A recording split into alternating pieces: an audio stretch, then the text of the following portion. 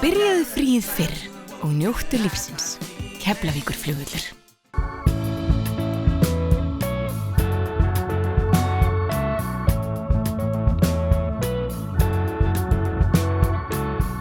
Komið sæl og verið velkomin í sjónvarp Víkurfrétta í vikulegan og fjölbreyttan þátt okkar frá Suðurnesjum. Við vorum með myndarlegan páskaþátt en í þessum þætti sýnum við ykkur brot af því besta þaðan. Við skoðum Norðurkotsskóla, tökum hús á raftónlistarmanni, kynnum okkur hellaljósmyndun og taekwondo en förum einnig í starfslaup Fjölbrautaskóla Suðurnesja. Þá færum við ykkur nýjan fréttapakka frá Suðurnesjum. En við byrjum á Vatnsleysuströnd. Minjafélag Sveitarfélagsins Voga var stofnað árið 2003. Markmið þess að viðhalda og varðveita minjar í sveitarfélaginu Vogum. Síðsumars árið 2004 fékk félagið Norðurkot á Vatnsleysuströnd að gjöf. Við hjá sjónvarpi Víkurfrétta skoðuðum Norðurkot á safnahelgi á Suðurnesjum. Norðurkot var byggt árið 1903 og hefur mikið menningarsögulegt gildi í sveitarfélaginu. En að ræða elsta uppistandandi skólahús þess. Norðurkot var farið að láta illa á sjá enda hafði það ekki fengið viðhald hinn síðari ár. Húsið var flutt á fyrirhuga minjasvæði sveitarfélagsins að Kálfatjörn og hefur nú verið lokið við endurgerð þess utanhús. Leitast var við að það héldi sig næst upprunalegu útliti. Hugmyndin að Norðurkot verði nýtt til uppfræðslu á skólasögu sveitarfélagsins Voga og kennsluháttum fyrr á dögum ásamt tilfallandi verkefnum tengdum störfum félagsins. Á safnahelgi á Suðurnesjum var húsið til sýnis ásamt ýmsum munum úr skólasögu Vogamanna. Helga Ragnarsdóttir á sæti í stjórn minjafélags Sveitarfélagsins Voga. Byrjaðu að segja mér frá þessu húsi. Hvaða hús þetta? Þetta elsta uppistandandi skólahús í Sveitarfélaginu Vogum og var að hruni komið hérna 2005, hérna bara hinum megin við túnið við Kálfatjörn og 2006 var það flutt hingað á hlaðið á Kálfatjörn til þess að gera það upp. Og hverjir eru hugmyndirnar með þetta hús? Það að hafa í því skólasafn og gera merkilegri skólasögu sveitarfélagsins skil. Hún 144 ára gömul í ár. Og skólarnir hafa verið nokkuð víða hreppinn? Já, þegar þetta skólahús í notkun þá þetta svona nokkuð konar hjáleiga. Þá var aðalskólinn í hverfinu eða Brunnastaðahverfi og þessi skóli og annar skóli á Vatnsleysu voru hjáleigu skólar til þess að börnin þurfti ekki að ganga eins langt. Þá var fjöldi barna svo mikill á Vatnsleysu og hérna á Kálfatjarnarsvæðinu. Já, þú segir þetta hús stóð annar staðar en var svo flutt hingað. Segð mér aðeins frá minjafélaginu og svona þessari vinnu sem þið að vinna þar. Minjafélagið stofnað svona bara eiginlega í kringum þetta hús. Upphaflega þá var húsið bara að hruni komið eins og ég sagði þarna 2005 og félagið stofnað til þess að halda utanum bara viðgerð á húsinu og flutningin og það allt saman. Og síðan hafa svona rekið á fyrir okkar önnur verkefni eins og hlaðan á hlaðinu hérna á Kálfatjörn og gamall bátur. Og við höfum safnað gömlum myndum og það svona ýmislegt sem að reka á fyrir okkar og eflist alltaf þegar að fólk sér að það verið að gera einhverja góða hluti þá eflist starfið alltaf og fleiri verkefni koma. Taekwondo-deild Keflavíkur sigursælasta deild landsins en helgina var haldið Íslandsmót í ólympíuhluta íþróttarinnar sem bardagi. Keflavík skartaði góðu liði á heimavelli en mótið var haldið í íþróttahúsinu við Sunnubraut í Keflavík. Keflvíkingar vörðu titilinn og sigruðu í liðakeppninni ásamt því að fá 11 einstaklings Íslandsmeistara. Keflvíkingar hafa haldið þessum titli óslitið síðan 2010 og hafa samtals náð 11 liðstitlum á Íslandsmótum í taekwondo. Helgi Rafn Guðmundsson yfirþjálfari Keflavíkur en hann hafði nógu að snúast á Íslandsmótinu. Ef hann var ekki sjálfur að keppa, þá var hann öðrum keppendur Keflavíkur til stuðnings sem þjálfari. Við náðum þá að króa hann af eitt stundakorn til að ræða Íslandsmótið og þá staðreynd að taekwondo-deild Keflavíkur sú besta á landinu. Segðu mér frá þessu Íslandsmóti sem þið að halda hérna í Keflavík. Já, þetta Íslandsmóti í taekwondo og það eru 2 Íslandsmóti haldið árlega þegar það eru svona 2 yfirgreinir í taekwondo. Þetta olímpískar greinir, það sem bardagi sem keppt í ólympíuleikunum og við erum hérna með fulltrúa frá flestum félagunum og þetta eru margir af bestu taekwondomönnum landsins sem að keppa hérna í dag.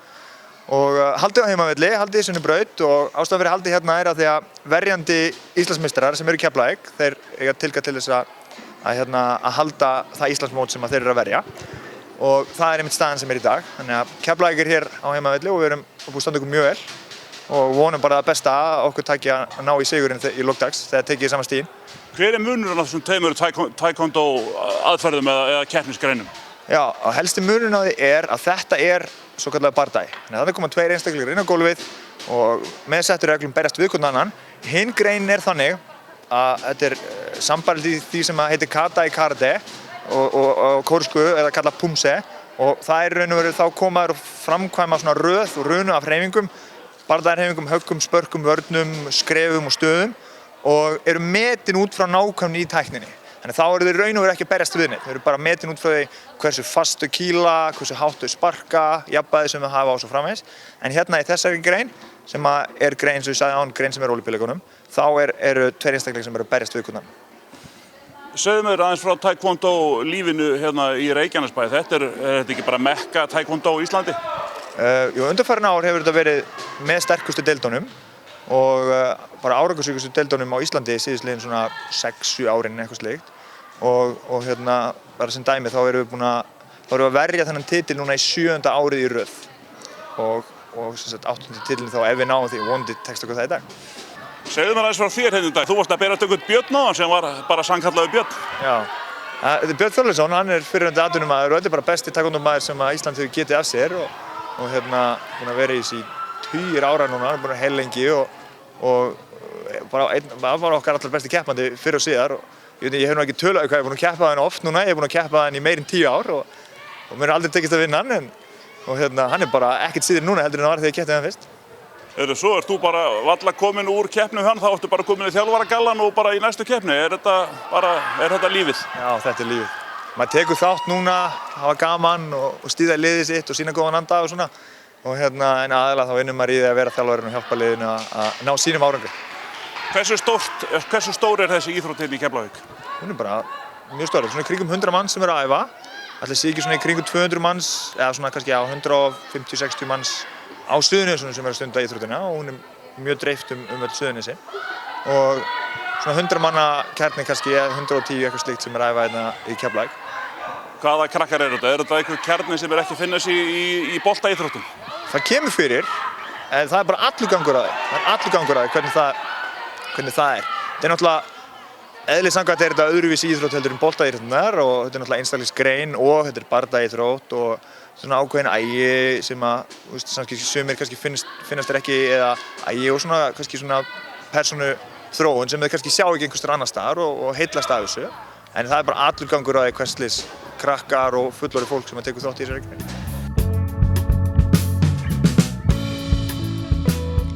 Grindvíkingurinn Björn Valur Pálsson hefur látið að sér kveða í raf- og hip-hop tónlistarsenunni á Íslandi. Hann mun eiga nokkur lög á næstu plötu MC Gauta sem væntanlega innan skamms, auk þess sem hann hefur unnið talsvert með strákurum í Úlfi, en þar einnig að fæðast nýtt efni. Mér langar bara að byrja að spyrja það kannski, hvernig byrjaði þú að fikta í þessu og búa til takta og raftónlist? Það byrjaði allt bara að ég var mikið að DJ og var að DJ með þessu strákum, Úlfur og MC Gauta þessu strákum og spila mikið á Prikinu og svona og langaði að fara að spila mína eigin tónlist líka sko.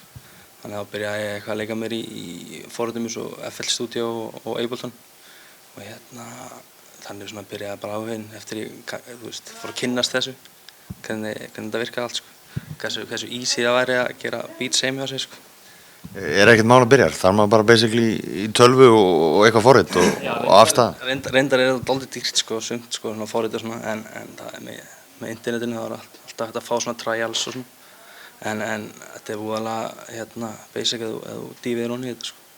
Svona að byrja, en leið að þú ert komin eitthvað áfram og svona, þá fer að læra meira hluti, svona mixing og svona, þá fer þetta að vera pínu frustrating, svona pirrandi sko.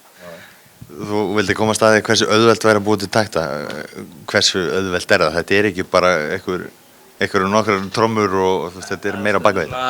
Kannski ekki beint auðvelt, en það er aðgengilegar í dag en það var með öllum þessum forritum og tólum og tækjum eins og þessu bara, það verður miklu auðveldara að komast að þessu og gera eitthvað sko. Því þetta bara, þú getur fundið svo mikið af þú veist, upplýsingum á netinu, YouTube og svona. Bara hvernig að gera það, þú getur bara farið á YouTube og skrifa how to make a hip hop beat og bara þá sýna þér alveg grunninn og þannig getur komið þér áfram. Og svo fer það bara út í hversu mikið áhuga að vera á þessu og hvort þið langar að sounda vel og það var alltaf aðeins meiri vinna sko. Hvað er þetta brasa núna? Þú ert með MC Gauta og Úlfið ekki, erum við að fara að heyra eitthvað af þinni tónlist? Já, vonandi, fljótlega. Ég er alveg með verið með 2 lög eða 3 lög á plötunni hjá Gauta sem er að koma út núna í næsta mánuði held ég, þetta næsta mánuði. Og svo erum við líka að vinna svona mixtape eða svoleiðis EP, ég svo kallast. Það er svona að reyna að vinna okkur nokkrum lögum saman og reyna að gefa það út síðan fljótlega eftir plötuna. Og svo er ég eitthvað aðeins að vinna með nokkrum vinum í einhverjum lögum sem vonandi kemur út tíma fljótlega. Núna kannski þeir sem að hugsa sér einhver hip-hop prodúser, þú veist, Kanye West og Pharrell og einhverju kallar, þú veist, þarf maður ekki að vera svolítið góður og fær tónlistarmaður til að verða, það er ekki hver sem verður eitthvað svona? Jú, sko eins og sjálfur þá kann ég eins og ekkert á píanó og ég kann mjög fá að hljóma og svona en bara með tæknin í dag þá er svo margt hægt að gera sko. Það er svo mikið að hjálpa tækjum og bara þú veist, það má allt, þú getur gert hvað sem þú vilt, eins og Kanye West, ég held að hann sé ekkert eitthvað besti tónlistarmaður en hann bara samplaði, tók bara tónlist sem hann var inspirerað af, choppaði hann upp, bjóti sitt eigi úr því, skilur, og það er eins og margir sem er að gera það í dag sem er að gera #1 hits sem er í útvarpinu, það er kannski bara eitthvað 17 ára gutti í Bandaríkjunum sem fann eitthvað cool hljóð og setti það inn í einmitt svona Ableton og bætti einhverju trommum yfir og fekk eitthvað rappari pikkað upp og núna er það bara að fá nógu pening og það var mjög vinsæll. Þú veist, það mætti segja að þú veist eins og hip-hopið og raftónlistin þá ertu bara að púsla kannski alls konar hlutum saman og ef þú finnur eitthvað rétt að blöndu þá það er bara hversu góður ertu kannski í því að búa til góða blöndu. Það er bara svona að þekkja tónlist, vita hvað er vinsælt, vita hvað virkar. Já, segja það. Annars er alltaf rosalega gott að kunna alla tónfræði og kunna á gítar og svona, það er alveg algjör plús sko. Og eins og eru mjög margir sem einmitt svona trommarar og kannski píanóleikarar sem hafa aldrei verið að gera neitt, þeir eru mjög margir farið út í það að prodúsa eftir að tæknin var orðin svona góð sko, öll þessi forrit voru orðin svo svona aðgengilega.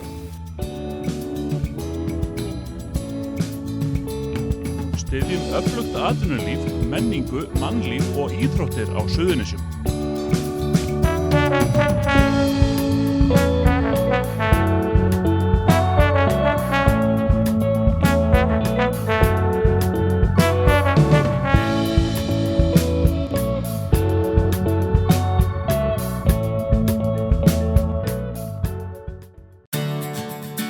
Bókaðu bílinn þinn á bílahótel og láttu degra við hana meðan hún ferðast.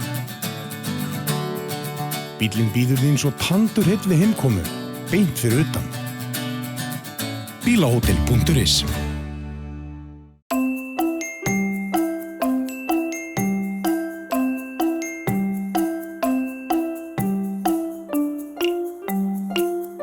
Er kominn tími á tiltekt? Frábæru Systema geymsluboksin eru nú fáanleg í Netto. Skemmtilegt skipulag með snjöllum lausnum frá Systema. Netto. Kræsingar og kostakjör.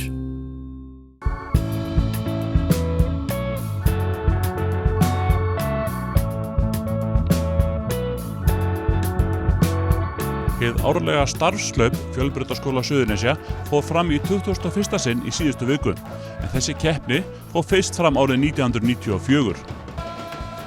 Fyrir þá sem ekki þekkja starfslaupið, þá reyna nemendur með sér í nokkurs konar boðhlaupi þar sem kepptir í flestum þeim námsgreinum sem kenndar eru við skólan, auk ýmiss konar þrauta. Að þessu sinni kepptu 5 lið í hlaupinu, en í hverju liði eru nokkrir tugir keppenda. Fyrir hverju liði fara svo nokkrir fyrirliðar sem koma úr hópi væntanlegra útskriftarnemenda skólans. Þó starfslaupið fari alltaf fram síðasta kennsludag fyrir páska, er það farið að hafa nokkurn aðdraganda. Í ár var nokkrum sinnum keppt á sal skólans í hádeginu síðustu vikurnar fyrir keppnina sjálfa. Þar var meðal annars keppt í spurningakeppni, þrautakeppni, bekkpressu og singstar. Liðin taka stigin síðan með sér í sjálft starfslaupið. Alltaf verða einhverja breytingar á milli ára, einhverja þrautir og greinar dett út og aðrar koma inn. Keppnin sjálf byrjaði í íþróttahúsinu þar sem keppt var í reiptogi, badminton, stulturhlaupi og fleiri greinum. Síðan var synt, hjólað og hlaupið en að því loknu þeystu keppendur inn í skólan þar sem liðin hlupu á milli kennslustofa og leystu verkefni auk þess að leysa ýmsar þrautir á göngunum. Keppnin endaði síðan á sal þar sem liðin dönsuðu, léku og fleira.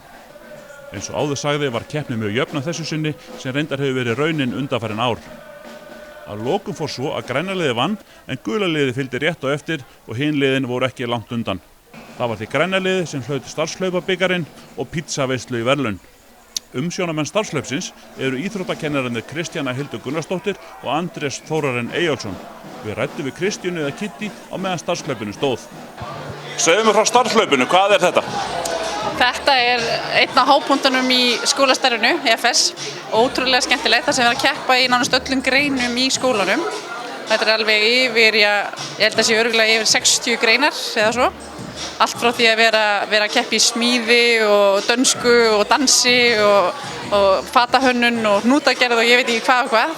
En gríðarlega skemmtilegt. Það sem er að keppa á milli, þetta eru 5 lið og nemendurnir safna sér saman í lið. Og bara, já, virkilega skemmtilegt. Eru allir nemendur að taka þátt í þessu? Rosalega margir, þau eiga verið öll að taka þátt í því. Þannig að þau eru skráð sig á netinu í liðin, velja sig hvaða liði fylgja. Og þetta er búið að standa yfir núna keppnin í 4 vikur, það er svona forkeppnir, ein keppni í hverju viku. Og þannig að það er búið svona forstartið og kynda undir og allt það. Og ég allavega held að ef þau eru ekki að mæta í dag þá eru það að missa miklu, það er klárlega þannig. Og hvað, það verða síðan einhver úrslit og verðlaun? Það er úrslit, það er pítsuveisla fyrir liðið, þannig að appelsíngulir hafa unnið þetta síðastliðin 4 ár, gulir árunni þar á undan og við erum með 5 gríðarlega sterk lið og það er mjótt á munum, fyrstu tölur er að fara að koma í hús, þannig að við sjáum hvernig staða verður eftir smá tíma.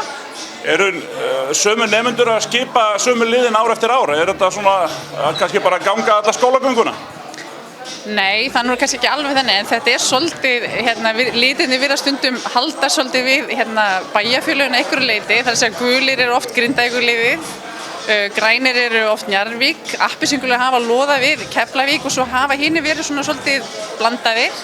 En núna erum við reyndar að sjá skemmtilegt fyrst á þessu, við erum að sjá harða Njarðvíkinga vera kannski í einhverjum af erkifjandaliðunum eða þannig. En allavega það er svona einhver breyting í gangi, við tókum eftir því í morgun. Og hvað er þetta að gefa ykkur? Bara hrikalega gaman og við fyrir öll glöð og sátt inn í páskafríð og gerir góðan svona, hvað ég segja, já, bara starfsanda og bara flottan anda. Líklega hefur engin ljósmyndað náttúru Reykjanesskagans jafn mikið og náttúruljósmyndarinn Ellert Gretarsson.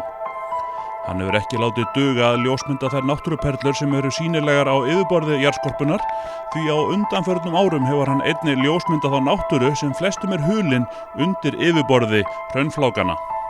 Það vita ekki allir að fjöldan allan af hraunrásarhellum er að finna á Reykjanesskaganum og hefur Ellert ljósmyndað á marga. Hellaljósmyndun getur verið afar krefjandi við erfiðar aðstæður og reynir mikið bæði á mann og tæki. Við fáum að kynnast því hér á eftir.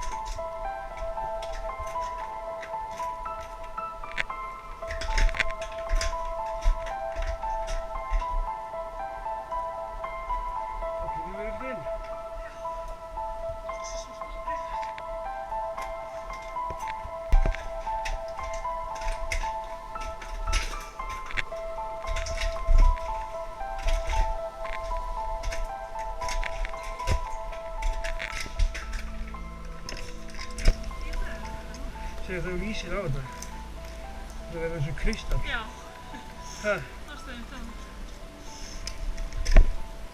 Það er eins og kala. Þessi fullur af vatni. Heyrðu, þetta er besta vatn sem þú færð. Er þetta ekki geggjað? Geðveikt. Alveg.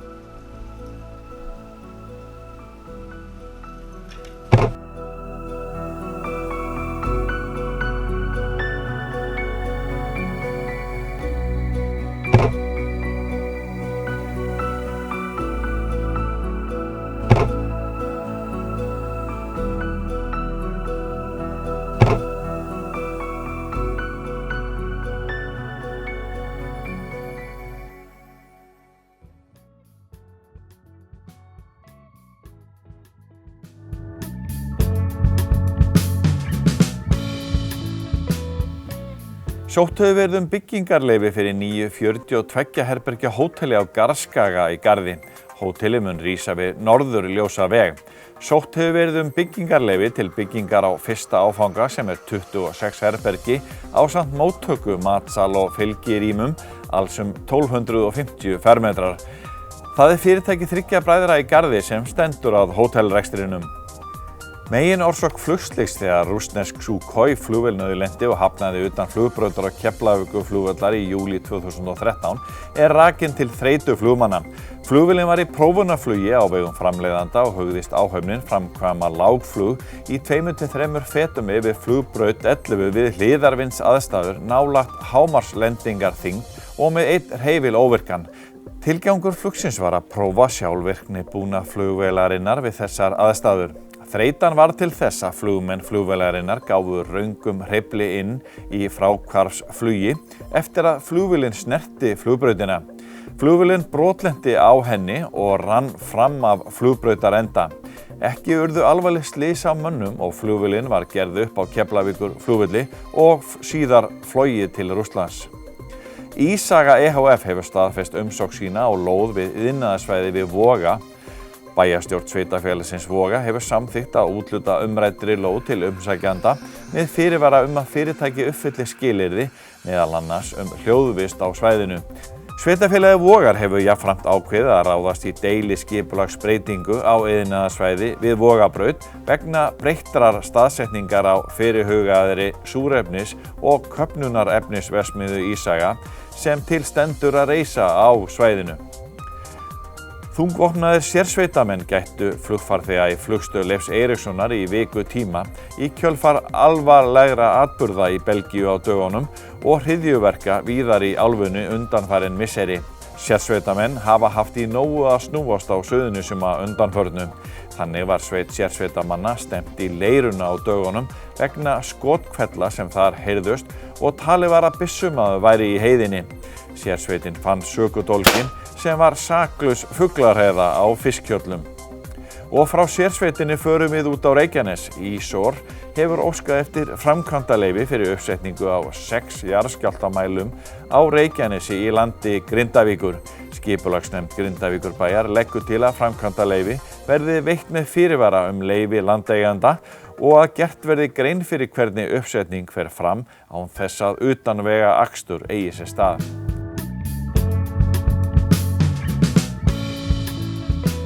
Leið og við þökkum fyrir áhorfið minnum við á aðra miðla Víkurfrétta, vikulegt fréttablað sem dreift ókeypis inn á öll heimili og fyrirtæki á Suðurnesjum. Víkurfréttavefinn vaff.is og fyrir kylfingana þá bjóðum við upp á vefsíðuna kylfingur.is en þar að finna golffréttir alla daga ársins. Eldri þættir sjónvarps Víkurfrétta og stök innslög má sjá í háskerpu á vef Víkurfrétta og einnig á YouTube undir sjónvarp Víkurfrétta. Við minnum ykkur svo á að koma með ábendingum áhugavert efni í þáttinn eða aðra miðla Víkurfrétta með því að hafa samband við okkur á póstvanginu vaff@vaff.is. Við þakkum fyrir okkur, við sjáumst að viku liðinni, verið sæl.